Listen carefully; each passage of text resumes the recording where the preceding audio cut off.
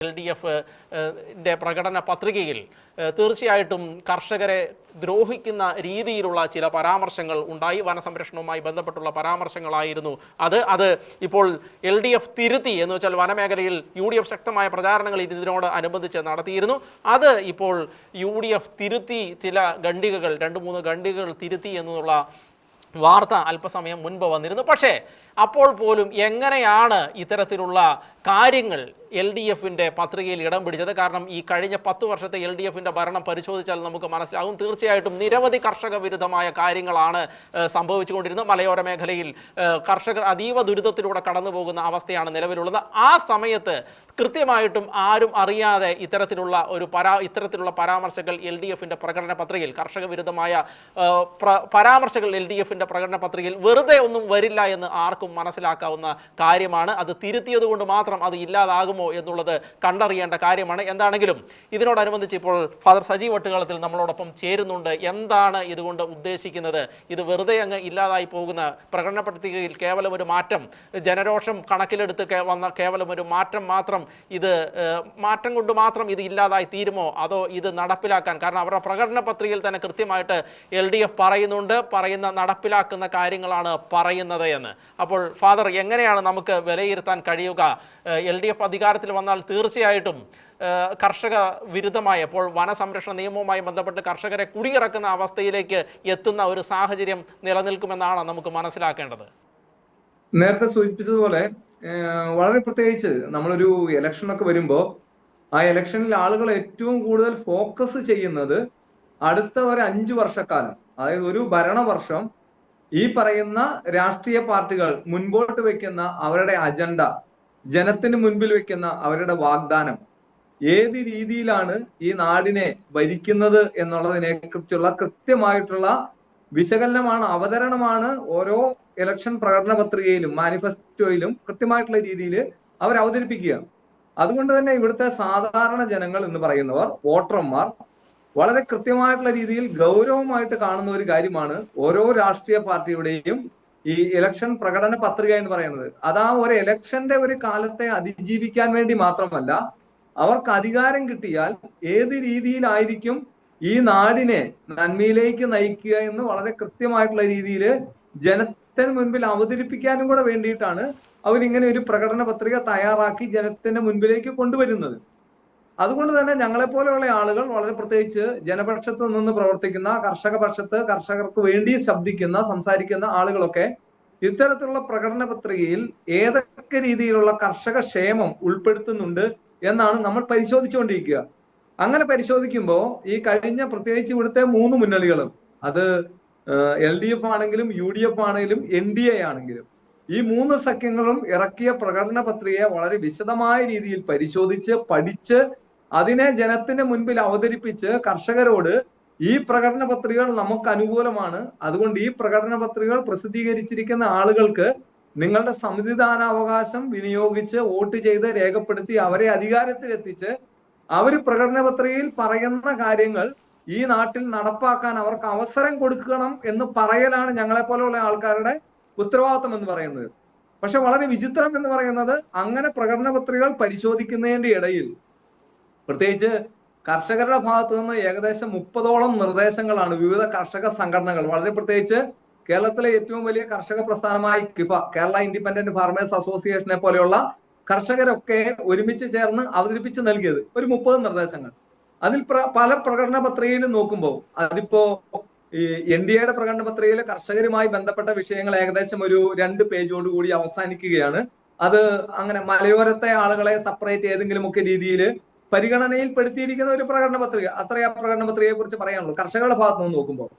രണ്ടാമത്തെ ഒരു പ്രകടന പത്രിക എന്ന് പറയുന്നത് UDFന്റെ പ്രകടന പത്രികയാണ്. UDFന്റെ പ്രകടന പത്രികയിൽ ഈ പറഞ്ഞിരിക്കുന്ന കാര്യങ്ങളെ, ഒട്ടുമിക്ക കാര്യങ്ങളെയും, അതിൻ്റെ അകത്ത് ഏറ്റവും സ്വീകാര്യമായി തോന്നിയ ഒരു കാര്യം എന്താന്ന് ചോദിച്ചു കഴിഞ്ഞാൽ, ഈ വന്യമൃഗ ആക്രമണങ്ങളിൽ ഇരയാകുന്ന ആളുകൾക്ക് അതിന്റെ നഷ്ടപരിഹാര തുക ഒരു 50% കൂടി വർദ്ധിപ്പിക്കും എന്ന് പറയുന്നു. ഇപ്പൊ നിലവിൽ 10 ലക്ഷം കിട്ടിക്കൊണ്ടിരിക്കുന്ന സംസ്ഥാന സർക്കാർ ഈ കഴിഞ്ഞ ലാസ്റ്റ് മന്ത്രിസഭാ യോഗത്തില് അത് 14 ലക്ഷമായി വർദ്ധിപ്പിച്ചു എന്ന് പറയുകയും എന്നാൽ പ്രാബല്യത്തിൽ വരാതിരിക്കുകയും ചെയ്യുന്ന കാര്യം. കാരണം അത് പ്രാബല്യത്തിൽ വന്നിട്ടില്ല. അത് മന്ത്രിസഭാ യോഗത്തിന്റെ തീരുമാനം മാത്രമായിരുന്നുള്ളൂ, പ്രാബല്യത്തിൽ വന്നിട്ടില്ല. ആ 10 ലക്ഷം രൂപ നിലവിൽ കിട്ടിക്കൊണ്ടിരിക്കുന്നത് അത് 50% കൂടെ വർദ്ധിപ്പിക്കുന്നു എന്ന് പറയുമ്പോൾ ആ 10 ലക്ഷത്തിന്റെ 50% ഏകദേശം 5 ലക്ഷം രൂപയും കൂടെ അധികമായിട്ട് കിട്ടുന്നത് പോലെ ഒരു കാര്യം.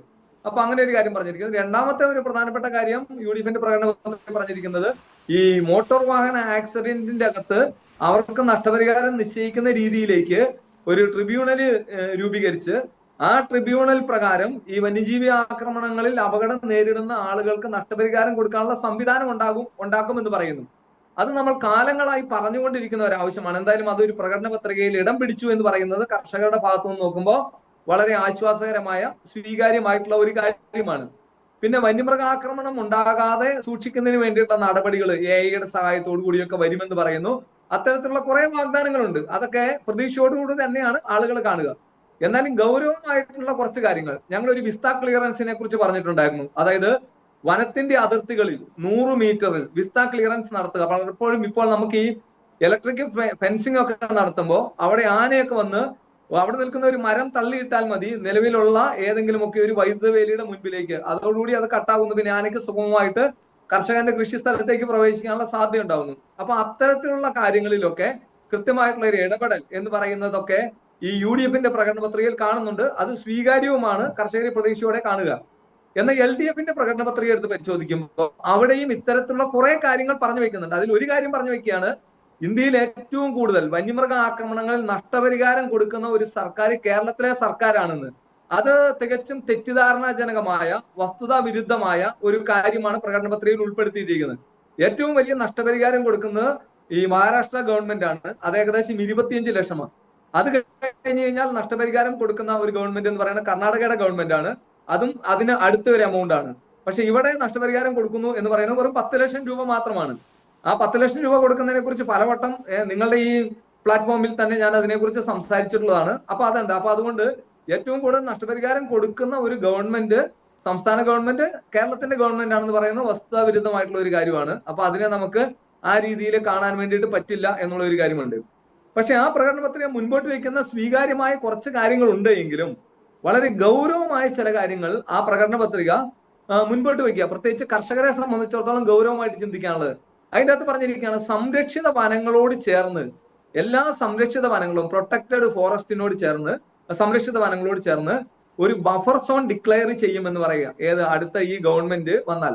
അപ്പോ ഈ buffer zone ESA, ESZ, EFL എന്ന് പറയുന്ന കാര്യങ്ങളൊക്കെ ഇപ്പൊ സുപ്രീം കോടതിയുടെ പരിഗണനയിൽ കേസിലിരിക്കുന്നതാ. അപ്പൊ അതുകൊണ്ട് സത്യത്തിൽ നമ്മൾ അതിനെക്കുറിച്ച് സംസാരിക്കേണ്ട ഒരു കാര്യമേ നമുക്കില്ല. പക്ഷെ ഇവിടെ ഈ ബഫർ സോണുകൾക്കെതിരെ സമരം നടത്തിയിരുന്ന ഈ ഗാഡ്ഗിൽ കമ്മിറ്റി റിപ്പോർട്ടും കസ്തൂരിരംഗൻ കമ്മിറ്റി റിപ്പോർട്ടും ഒക്കെ നഖശിഖാന്തം എതിർത്തിരുന്ന ഒരു ജനതയുടെ മുൻപിൽ ഒരു രാഷ്ട്രീയ പാർട്ടി വെക്കുന്ന ഒരു കാര്യം എന്ന് പറയുന്നത് എല്ലാ സംരക്ഷിത വനങ്ങളോട് ചേർന്നും ബഫർ സോൺ. ഇതുവരെയും ബഫർ സോൺ ഉണ്ടായിരുന്ന കേരളത്തിലെ ഏകദേശം 25 വന്യജീവി സങ്കേതങ്ങളോടും നാഷണൽ പാർക്കുകളോടും ചേർന്ന് മാത്രമാണ് ബഫർ സോൺ വരിക.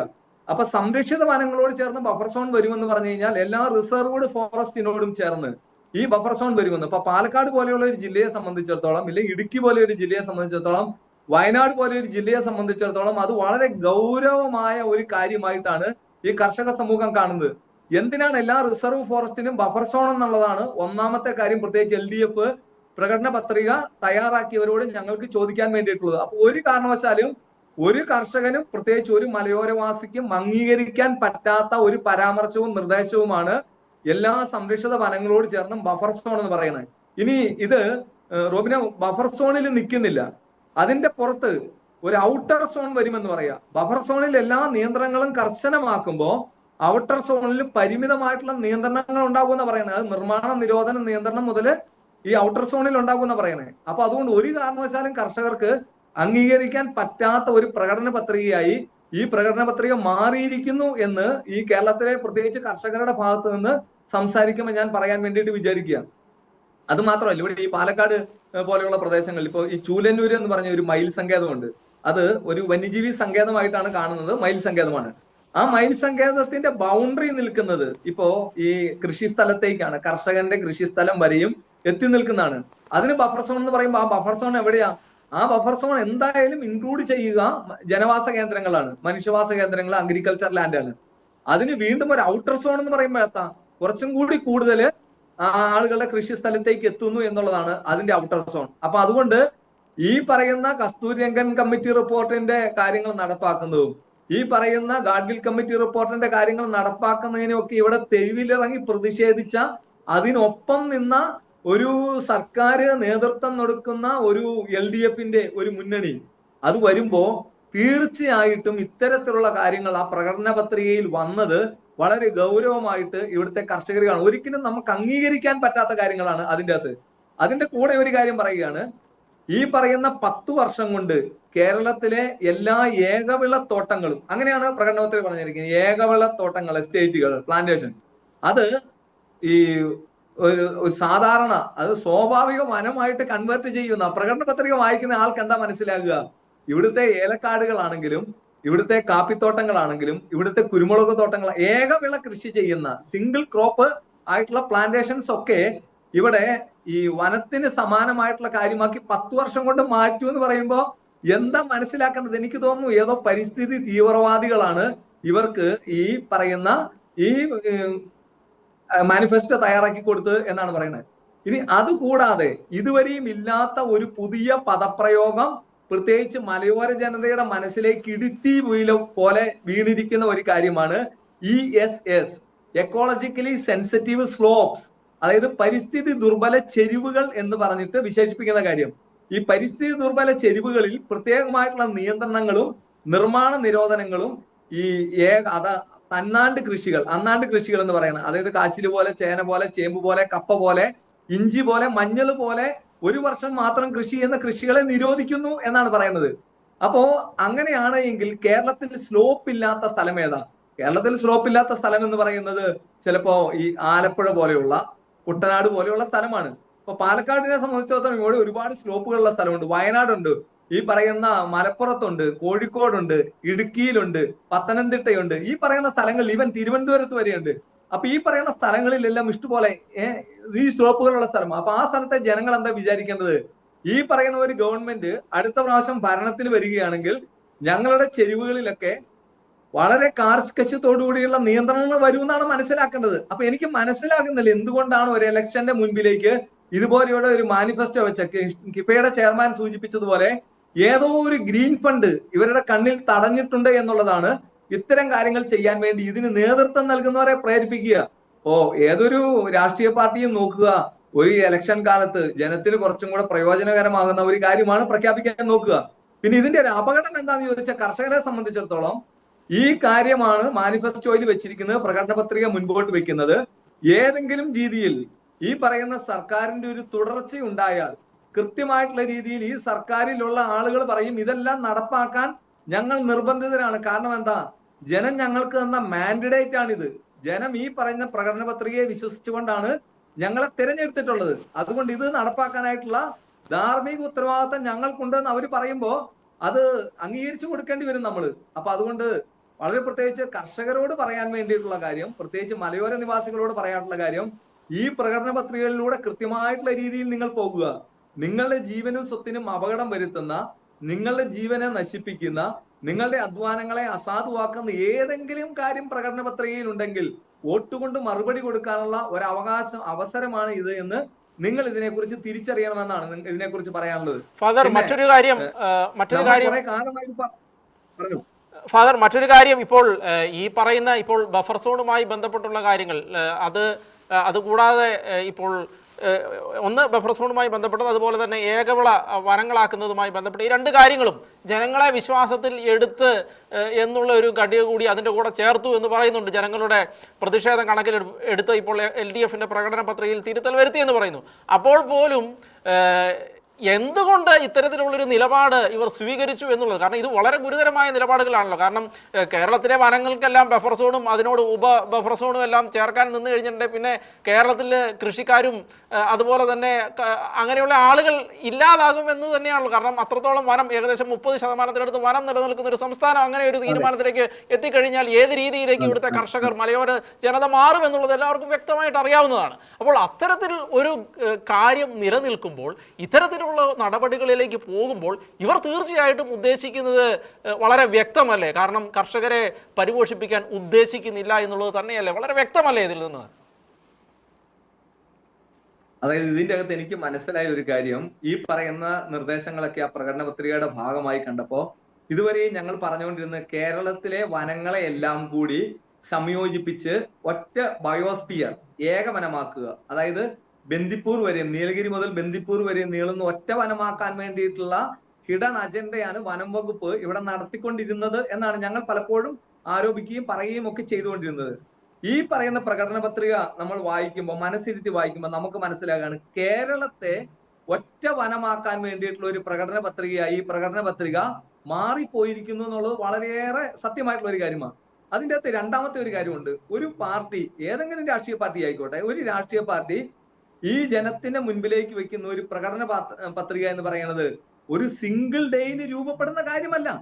അവരെന്തുമാത്രം പഠനം നടത്തി, ആശയവിനിമയം നടത്തി, ആളുകളോട് സംസാരിച്ച്, ജനങ്ങളുടെ പ്രശ്നങ്ങളെ നേരിട്ടറിഞ്ഞും കണ്ടും മനുഷ്യരോട് സംസാരിച്ചും വിവിധ വേദികളിൽ സംസാരിച്ച് കൃത്യമായിട്ടുള്ള രീതിയിലാണ് ഓരോ രാഷ്ട്രീയ പാർട്ടിയും അവരുടെ പ്രകടന പത്രിക തയ്യാറാക്കുന്നത് എന്നുള്ളതാണ് ഇതുവരെയുള്ള ഒരു സാധാരണ അറിവ് കൊണ്ട് ഞങ്ങളെ പോലെയുള്ള കർഷകർക്ക് മനസ്സിലാകുന്ന കാര്യം. അങ്ങനെ തയ്യാറാക്കുന്ന ഒരു പ്രകടന പത്രിക ഇറക്കി 48 മണിക്കൂറിനുള്ളിൽ അത് തിരുത്തണമെങ്കിൽ ഇത്തരത്തിൽ ഇറക്കിയിരിക്കുന്ന പ്രകടന പത്രികയ്ക്ക് എന്ത് ഗൗരവമാണ് കൊടുത്തിരിക്കുന്നതെന്നും കൂടി കേരളത്തിലെ ജനങ്ങൾ ചിന്തിക്കേണ്ടതുണ്ട്. കാരണം കേരളത്തിലെ ജനങ്ങളെ ആ ഇടപെടലം ഇത്ര ഗൗരവമായി ബാധിക്കുന്ന ഒരു വിഷയത്തിൽ ഒരു പ്രകടന പത്രിക ഇറക്കുമ്പോൾ, പ്രത്യേകിച്ച് മലയോരത്തുള്ള മനുഷ്യരെ സംബന്ധിച്ചിടത്തോളം അവരുടെ ഒരാവശ്യത്തെയും കൺസിഡർ ചെയ്യാത്ത ഒരു പ്രകടന പത്രികയാണ് ഇറക്കിയിരിക്കുന്നത്. എനിക്ക് തോന്നുന്നു ഈ പ്രകടന പത്രിക ഈ പറയുന്ന പാർട്ടിക്ക്, അതായത് LDF മുന്നണിക്ക് തയ്യാറാക്കി കൊടുത്തത് കേരളത്തിലെ വനം ഉദ്യോഗസ്ഥരാണ് എന്നാണ് ഞാൻ കരുതുന്നത്. അല്ലാതെ ഒരു സാധ്യതയുമില്ല ഏതെങ്കിലും ഒരു ജനപ്രതിനിധി തയ്യാറാക്കിയതാണ് എങ്കിൽ ഒരു കാരണവശാലും ഇതേ രീതിയിലാകാൻ വേണ്ടിയിട്ടുള്ള ഒരു സാധ്യതയുമില്ല. ഇത് തന്നെയാണ് വനം വകുപ്പ് മന്ത്രിയെ കുറിച്ച് ഞങ്ങൾ കഴിഞ്ഞ കുറെ കാലമായി പറഞ്ഞുകൊണ്ടിരിക്കുന്നത്. വനം വകുപ്പ് മന്ത്രി എന്ന് പറയുന്നത് ഒരു റബ്ബർ സ്റ്റാമ്പ് ആണെന്നും അദ്ദേഹത്തിന് യാതൊരു തീരുമാനമെടുക്കാനും കഴിയുന്നില്ല എന്നും അദ്ദേഹത്തെ കൺട്രോൾ ചെയ്യുന്നത് ആ ഡിപ്പാർട്ട്മെന്റിലെ ഉദ്യോഗസ്ഥന്മാരാണെന്നും ഉദ്യോഗസ്ഥന്മാർ പറയുന്ന സ്ഥലത്ത് ഒപ്പിട്ട് കൊടുക്കൽ മാത്രമാണ് മന്ത്രിയുടെ ഉദ്യോഗം എന്ന് പറയുന്നതും. അപ്പൊ അതുകൊണ്ട് ഈ പറയുന്ന സംവിധാനങ്ങളിൽ വനം വകുപ്പ് ഉണ്ട്. പലപ്പോഴും ഞങ്ങൾ പറയുന്ന ഒരു കാര്യമുണ്ട്, ഈ വനം വകുപ്പ് എന്ന് പറയുന്നത് ഏതെങ്കിലും പ്രമുഖമായിട്ടുള്ള ഒരു ഡിപ്പാർട്ട്മെന്റ് ഏറ്റെടുക്കണം. അതായത് ഘടകകക്ഷികൾക്ക് കൊടുക്കാനായിട്ട് പാടില്ല. ഒരു മുഖ്യധാര മാധ്യമ നിൽക്കുന്ന ഒരു മുഖ്യധാര കക്ഷി ഏറ്റെടുക്കണം ഇത്. അപ്പൊ അതുകൊണ്ട് പലപ്പോഴും ഏത് ഗവൺമെന്റ് വരുമ്പോഴും ഈ ഘടകകക്ഷികൾക്ക് കൊടുക്കുകയാണ്. കാരണം എന്താ, കേരളത്തിൽ ഏറ്റവും കൂടുതൽ ജനങ്ങളെ ബാധിക്കുന്ന സങ്കീർണമായിട്ടുള്ള പ്രശ്നങ്ങൾ ഉൾപ്പെടുന്ന ഒരു ഡിപ്പാർട്ട്മെന്റ് ഘടകകക്ഷികൾക്ക് കൊടുക്കുന്നതിലൂടെ, അതായത് മുഖ്യകക്ഷികൾക്ക് അതിൽ ഉത്തരവാദിത്തമില്ലാതായി മാറുക. അപ്പൊ അതുകൊണ്ട് ഏത് സർക്കാർ വേണേലും വരട്ടെ, ആ വരുന്ന സർക്കാരിനോടും ഒരു അപേക്ഷയുള്ളത് ഇതാണ്, ഈ പറയുന്ന വനംവകുപ്പ് പോലെയുള്ള വകുപ്പുകൾ, റവന്യൂ വകുപ്പ് പോലെയുള്ള വകുപ്പുകൾ കൊടുക്കുമ്പോൾ ഈ ഘടകകക്ഷികളെ പരിഗണിക്കുന്നതിന് പകരം ആരാണോ ഈ ഭരണത്തിന് നേതൃത്വം നൽകുന്ന ആ കക്ഷികൾക്ക് തന്നെ കൊടുക്കാൻ വേണ്ടിയിട്ടുള്ള ഒരു സംവിധാനം ഉണ്ടാകണം. ബഹുമാനപ്പെട്ട തോമസ് ഐസക് സാറ് ഈ കഴിഞ്ഞ ദിവസങ്ങളിൽ സോഷ്യൽ മീഡിയയിൽ അദ്ദേഹത്തിന്റെ സോഷ്യൽ മീഡിയ ഹാൻഡ്സിൽ കുറെ കുറിപ്പുകൾ ഇട്ടിട്ടുണ്ട്. ആ കുറിപ്പുകളിൽ എനിക്ക് വളരെ കൗതുകമായിട്ട് തോന്നിയ ഒരു കാര്യം എന്താണെന്ന് വെച്ച് കഴിഞ്ഞാൽ, നിങ്ങൾ വായിച്ച പ്രകടന പത്രിക അങ്ങനെയല്ല വായിക്കേണ്ടത്, ഇതിങ്ങനെ തിരുത്തി വായിക്കണമെന്ന് പറഞ്ഞ്. അങ്ങനെയാണ് ഈ പ്രകടന പത്രിക മുഴുവനും ഇപ്പോൾ തിരുത്തി വായിക്കേണ്ട ഒരു അവസ്ഥയിലേക്ക് കേരളത്തിലെ ജനങ്ങൾ മാറുമോ എന്നാണ് എനിക്ക് തോന്നുന്നില്ല. ഇതിനു മുൻപ് ഏതെങ്കിലും ഒരു മുന്നണി അവരിറക്കിയ ഒരു പ്രകടന പത്രിക ജനത്തിന്റെ രോഷം കൊണ്ട്, കർഷകരുടെ പ്രതിഷേധം കൊണ്ട് തിരുത്തേണ്ട ഒരു സാഹചര്യം കേരളത്തിൽ ഉണ്ടായി എന്ന് എനിക്ക് തോന്നുന്നില്ല. പക്ഷെ ഞാൻ വിചാരിക്കുന്നത് this is the first time ഒരു പ്രകടന പത്രിക തിരുത്തി വായിക്കാനും അത് മാറ്റണമെന്നും ഇത് ഞങ്ങൾക്ക് അബദ്ധം പറ്റിയതാണെന്നും ഒക്കെ പ്രകടന പത്രികയുമായി ബന്ധപ്പെട്ട കാര്യത്തിൽ ഒരു മുഖ്യധാര രാഷ്ട്രീയ കക്ഷി പറയുമ്പോൾ ആ പ്രകടന പത്രികയുടെ വിശ്വാസ്യത എന്താണെന്നും കൂടി ചോദിക്കുന്ന, ആ ചോദ്യവും കൂടി ഉയർത്തുന്ന രീതിയിലേക്ക് ഈ പ്രകടന പത്രികയുടെ വിശ്വാസ്യത കുറഞ്ഞിരിക്കുന്നുവെന്ന് വേണം നമ്മൾ മനസ്സിലാക്കാൻ. വളരെ നന്ദി ഫാദർ, ഈ വിഷയവുമായി ബന്ധപ്പെട്ട് ഇപ്പോൾ ഞങ്ങളോട് സംസാരിച്ചതിന്. ഫാദർ സജീവ് വെട്ടുകളത്തിൽ അദ്ദേഹമാണ് ഇപ്പോൾ നമ്മളോട് ഈ വിഷയവുമായി ബന്ധപ്പെട്ട് സംസാരിച്ചത്. വളരെ നന്ദി ഫാദർ.